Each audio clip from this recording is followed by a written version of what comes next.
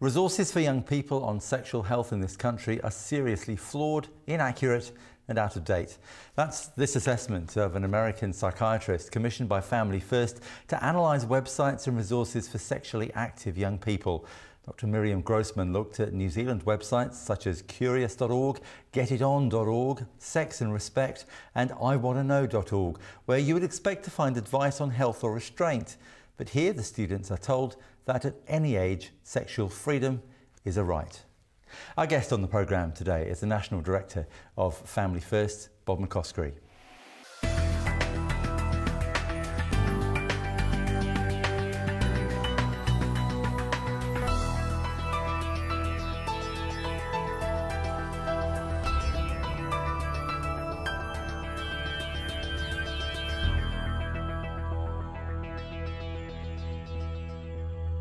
Well, Bob, sex ed preaches sexual licence, not sexual health.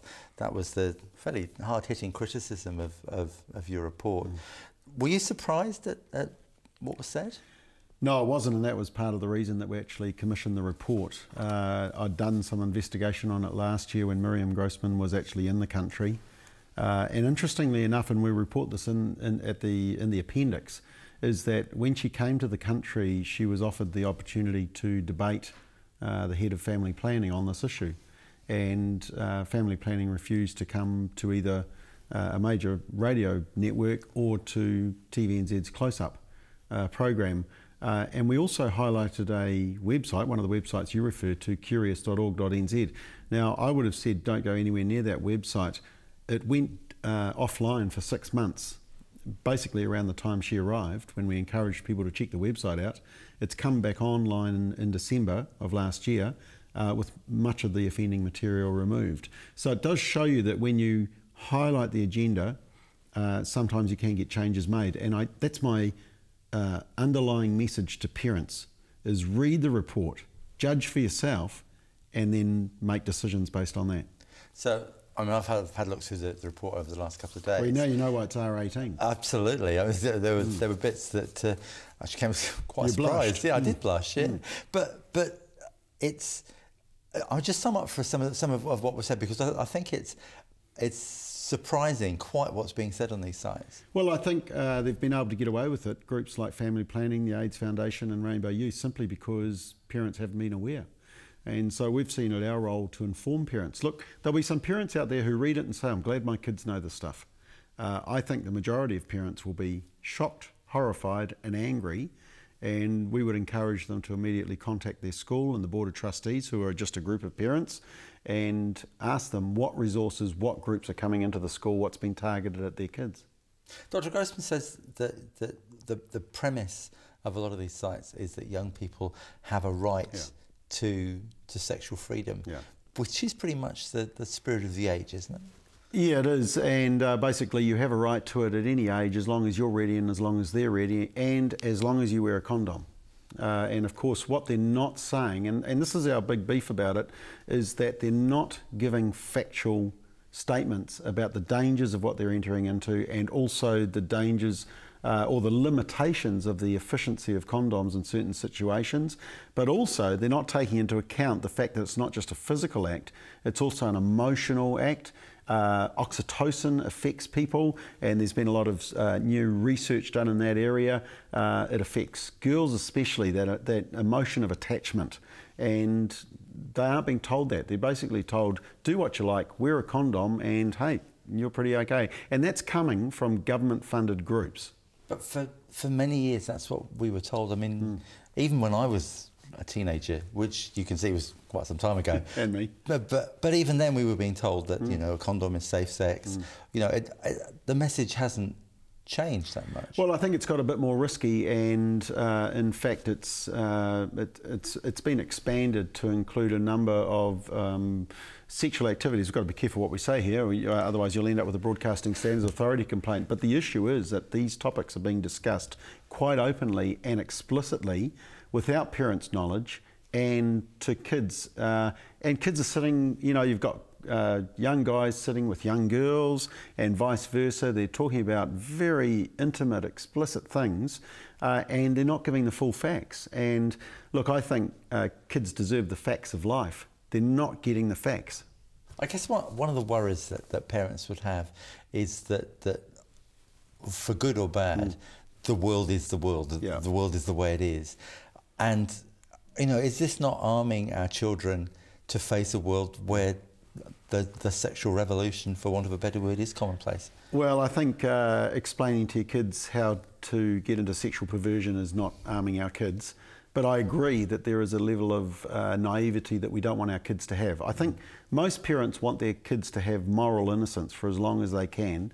But you're right, they're exposed to the world, they're exposed to media, they're exposed to locking room chat that will expose them to some of these ideas. So I think the challenge is to say, look, I don't think it's the role of schools to be teaching this stuff, it's the role of parents.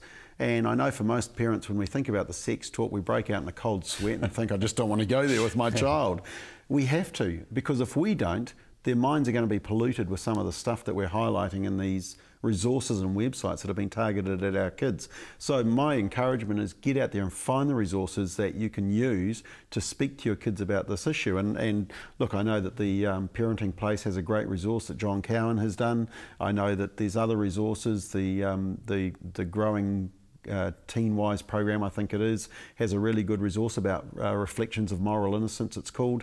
So there are resources out there, we just need to find them. And my challenge to groups like Family Planning is equip parents to teach your kids sex education, because one size does not fit all, and it doesn't reflect the values and also where kids are at in terms of their age. You can take a classroom of 13, 14-year-old boys. Some of them have gone through puberty and their voices dropped. Others, they're still in their very early teenage years. So, it's all different timing, and the one size fits all just doesn't work. Yeah. One of the things I thought was quite interesting from Dr. Grossman's research was that she says many of the sites do talk about abstinence, but it's a sort of a glancing reference. Oh, look, it's about 2 lines, and it's kind of like, well, you can choose abstinence if you want, but hey, look, this is how to do it safe. And I liken it to someone standing, a young person wanting to cross a really busy road or a motorway and saying, look, I prefer you don't do it, but if you are going to, here's a helmet, it might keep you a little bit safer. That's the kind of message we're giving our young people, and I don't think it's appropriate. And we've actually polled parents on this issue through an independent research company, and we found an overwhelming majority, I think it was about 3 out of 4, you can see the research on our website, 3 out of 4 want the abstinence message taught. And in fact, we polled young people as well, and they too wanted to not only hear the facts of life, and I emphasise facts because I don't think kids have been given facts, but they also want to be told, hey, hang on until you can handle the consequences of a sexual relationship, because I think they see around them kids that have become sexually active and they're actually not the happiest kids in the classroom. Yeah.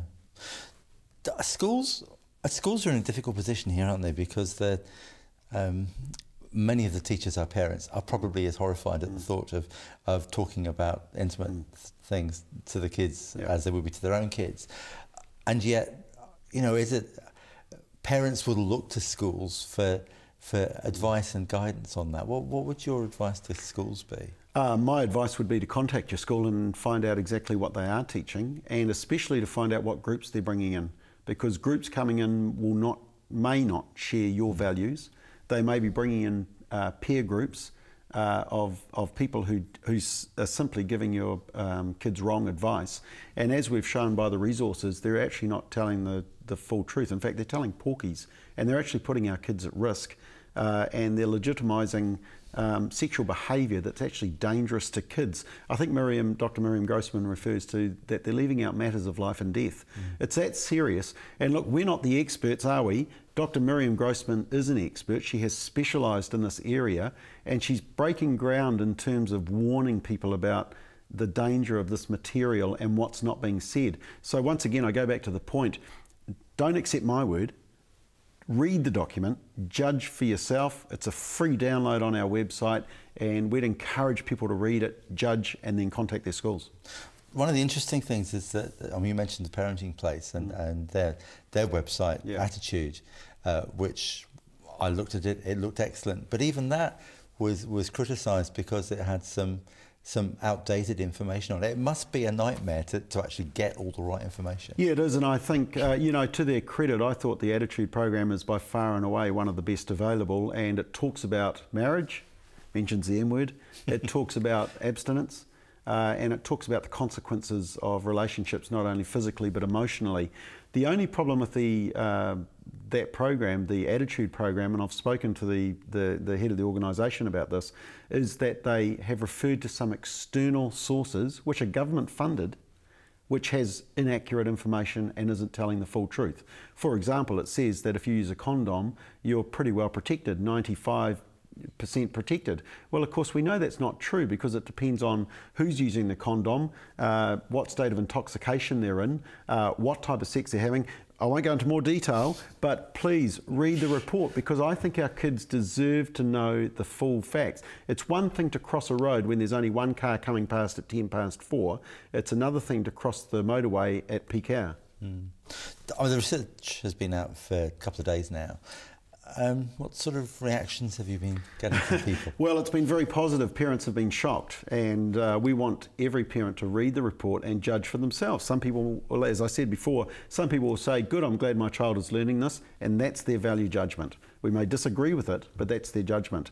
Others, the parents, will be shocked, horrified and angry, and we want to encourage them to contact their school and find out what resources are being targeted at the kids. And remember, they have a legal right to withdraw their child from any class that teaches this material. That's a legal right under the Education Act. Many parents don't know that, and they're scared that their kids will be ostracised if they withdraw their child. From all the anecdotal evidence I've got back, the kids are grateful, and the kids who stay in class are jealous. So withdraw your child for their own safety. From your experience, and just briefly, we're running out of time, but from your experience, do you think anything will happen?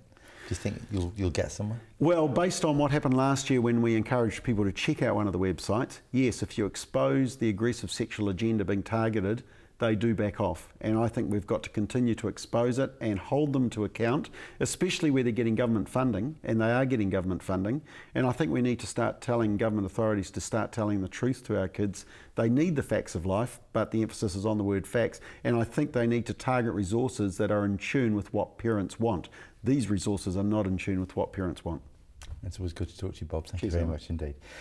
Well, that's it for this week. Do join us again next time, and don't forget you can check out our sibling programme End Zone Focus, which this week features a special interview with the gifted neurosurgeon Dr. Ben Carson. But for now, from all of us, ka kite anō.